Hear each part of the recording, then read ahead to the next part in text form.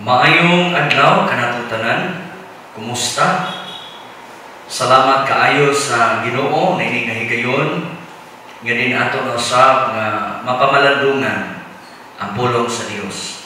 Ang pulong sa Ginoo mao ni ang pinakamahinungdanon sumala sa iyang gisulti. Ang Biblia nag-ingon nga dili mabuhi ang tao sa tinapay lamang kundi sa matag pulong nga magagula gikan sa baba sa Dios niya. Mahinungdanon ni igsuon, higala, mahinungdanon ang pulong sa Ginoo. Kay mauni ang atong pagkaon.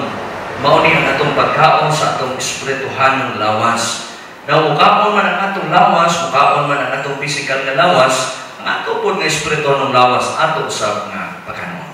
Na nini nga kabuntagon mga kaigsunan, tuguti ko nga makahulam sa inyong mga igdulungog aron sa pagpanalinghog sa pulong sa Dios. Ang pulong sa Ginoo nga akong pagpagabasahon diha maputlo gikan sa libro sa Juan kapitulo 1 bersikulo 1 ngadto sa 4. Ang pulong sa Dios nagingon dinhi atong basahon.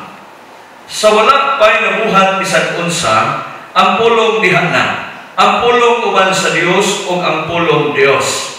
Sukad pagayon sa sinugdan ang pulong uban sa Dios. Pinaagi kaniya gibuhat sa Dios ang tanan ug walay bisan usa sa tanan nga nabuhat nga dili pinaagi kaniya. Diha sa pulong ang kinabuhi o ang maong kinabuhi mao ang kahayag sa mga tao. Mag-amputan. Amahan nga labing balaan, ikaw ang Dios nga may tinubdan sa tanang butang.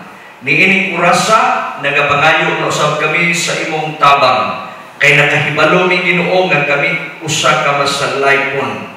Nakabalomi sa among limitasyon. Nakabalomi nga naami Dios nga gamhanan ug naami Ginoo nga among magtatabang. Niining adlaw ikaw ang Dios nga among ituboy. Among gi-welcome karon ining orasa nga mao'y magpataluwala kanamo.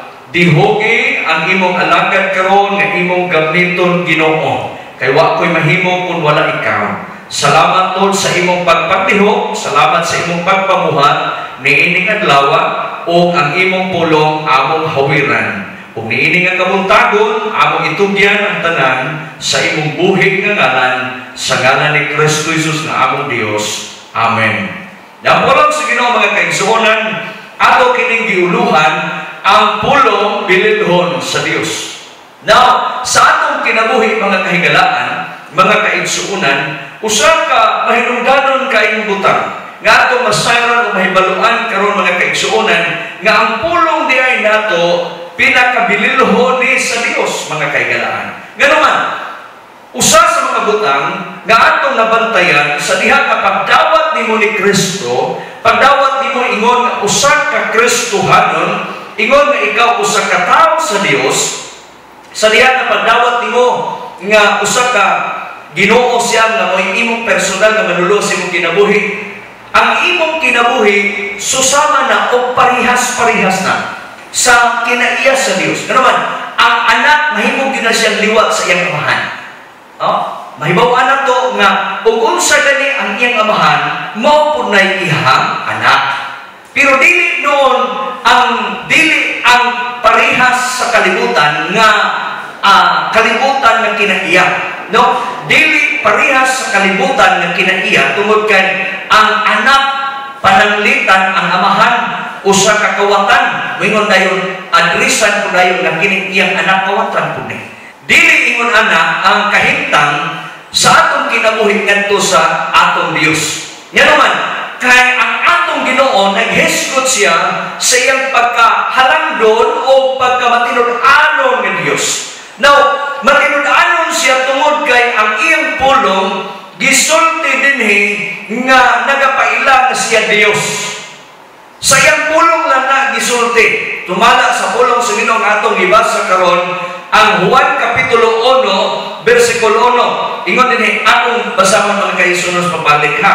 Ingon dinhi, sa wala pay nabuhat bisan unsa ang pulong diha na. Sa ato pa wala pa'y napurma sa kalibutan, wala pa'y nabuhat sa kalibutan, ang pulong diha na. Ano man? Kay Dios siya. Okay? Sa padayon na uban sa Dios o ang pulong Dios. So ang imong pulong mga kaigsunan karon ganun giuluhan ako ni ang pulong bililhon sa Dios. Sa ato pa dili di ay ang taong Kristohanon, ang taong di ay nagatuo ni Kristo, dili di ay siya magpataka og sulti. Ha? Dili di ay ta magpataka og sulti tungod kay ang atong inistoryahan, atong sinultihan o ang atong pulong bililhon sa Dios. Bililhon sa Dios. So, ang imo po nga kinabuhi, nakit-an na sa Ginoo nga bililhon, tanawa ragod, o unsay imong isulti, mao na imong kinabuhi.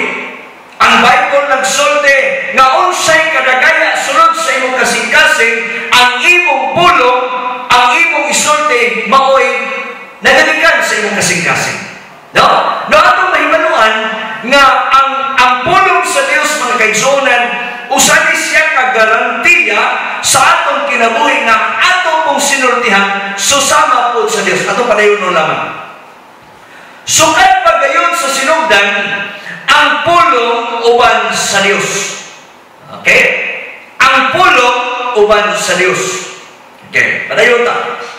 Now, pinaagi kaniya gibuhat sa Dios ang tanan o walay bisan usa sa tanan nga nabuhat kun nga dili pinaagi kaniya. Okay? Wala gyud tayo makit-an nga form sa kalibutan, nga mugna sa kalibutan, nga dili pinaagi sa trabaho sa Dios. Giunsa niya pagbuhat, giunsa niya ni pagmugna ang tanan, pinaagi lang sa ihang pulong. Pinaagi lang sa ihang sulti. Nausahay, ang atong sinultihan kay negative man. Sa ato pa, dili pa di ay kaayo higpit ang atong kinabuhi ngadto sa Ginoo. Dili di ay kaayo maayo ang atong kinabuhi atubangan sa Ginoo. Kaya ang atong isulti bililhon sa Dios.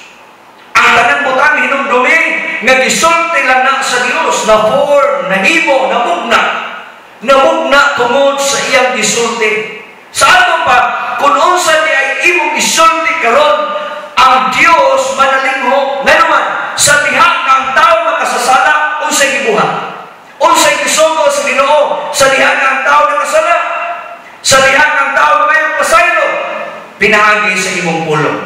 Unsay gisulti sa pulong sa Dios. Juan kapitulo 1:9. Tanaw na to. Palihog ko basa. Kinsay makauna kong abli din na. No? 1 Juan 1:9.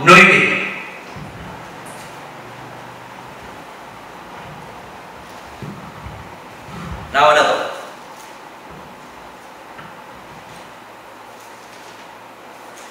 Aron ato ni siyang dunag yung ebidensya mga kaigsuonan, ato yung basahon. Ha?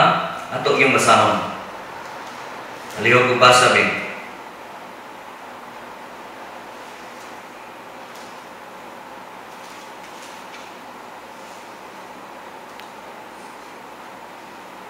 Apan kung isugid nato sa Dios ang atong mga sala, siya nga mataro o matinumanon sa iyang saad, mopasaylo gayon sa tanan natong mga sala o mohinlo sa tanan natong mga kalapasan. Tanaw na to mga kaigsuonan. Tanaw na to o maayo unsay gisulti dinhi. Isugid sa ato pa tagaan niya baliyo, tagaan niya bili ang atong isulti. Ha? Tanaw ha? Nagsugod na ta. Nagsugod na ta. Ang atong niya isulti, tagaan niya bili. Bililhon kay nas Ginoo. Mo na nga kung nakasala ang tao, kung nakasala ka, batik nimo nga dili guilty ka ba? Ibatik nimo nga kasala ko ani kanunay na isulting negatibo. Kanunay na ko isulti ning mga dakutan, kanunay na ko isulti ning ulbaan ko, kanunay na ko isulti ning kuyawan ko. Sakay may nana bitaw, dapat ay mga nana nga itong isulti. Ang Diyos si ay ginatigong na sa Ginoo. Ha? Ginatigong na sa Ginoo. Kung nabati ni mo karon nga, murag nabalanta sa imong kaugalingon, wa kay kasiguraduhan ba? Ang pulong sa Dios dinhi nagingon isugid. Unsa may isugid mga kaigsunan? Ha? Unsa may isugid diay? Sulti. Ha, di ba? Pinagi sa imong sulti, pinagi sa imong baba, imong gamiton, unya ang Dios mubuhat, mutuman, tanaw na to balik. Apan kon isugid nato sa Dios ang atong mga sala. Unsay atong isugid? Ang atong sala. No? Ang atong sala. Siya nga matarong o matinumanon sa iyang saad. Mupasaylo gayon sa tanan natong mga sala o maghinlo sa tanan natong mga kalapasan. Malimpyo lang niya ang tao. Malimpyo lang siya, mawala ang iyang sala, mapasaylo sa iyang sala, sa liya na iyang isugid. Dili pwedeng magmulog-mulog lang ang tao, oy. Dili pwedeng magbagot-bot lang kaniya sa daplin. Dili pwedeng nga magsige na mag-inamang ka. Dili pwede. Dili pwede nga mag-signal-signal ka lang. Kung naa kay ikakanpes, ikasugid, nga baba, imo diyo isugid. Unsa imong isulti? Ang imong sala. Ganun man, kay ingon sa dinhi, mupasaylo gayon sa tanan natong mga sala o maghinlo sa tanan natong mga kalapasan. Ang iyang himuon di ay tanawa ha, dunay makit-ani mo nga daghan kaayo nga mga importanteng butang ani nga mga bersikulo sa diha nga musugid ka, sa diha nga musulti ka sa imong bakba, unya panalinghugan sa Dios. Ingon ana kabililhon ang pulong mga kaigsuonan sa mga tao nga ginatawag og anak sa Dios.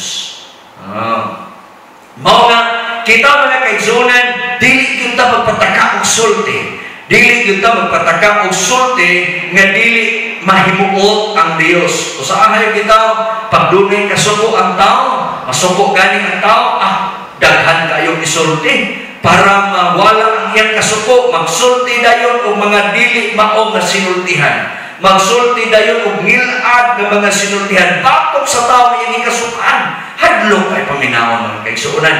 Hadlo kayo isulti. Hadlo pud kayo pamation mga kaigsuonan. Kay kung marialidad bitaw na mahitabo bitaw nang imong isulti, pagkahadlo. No?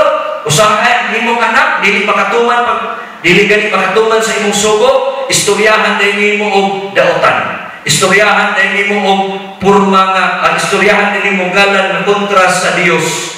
No? Imo na yung sultihan. Pananglitan puro mga kaigsuonan o mahitabo nga kanang imong gisulti, mahitabo niya.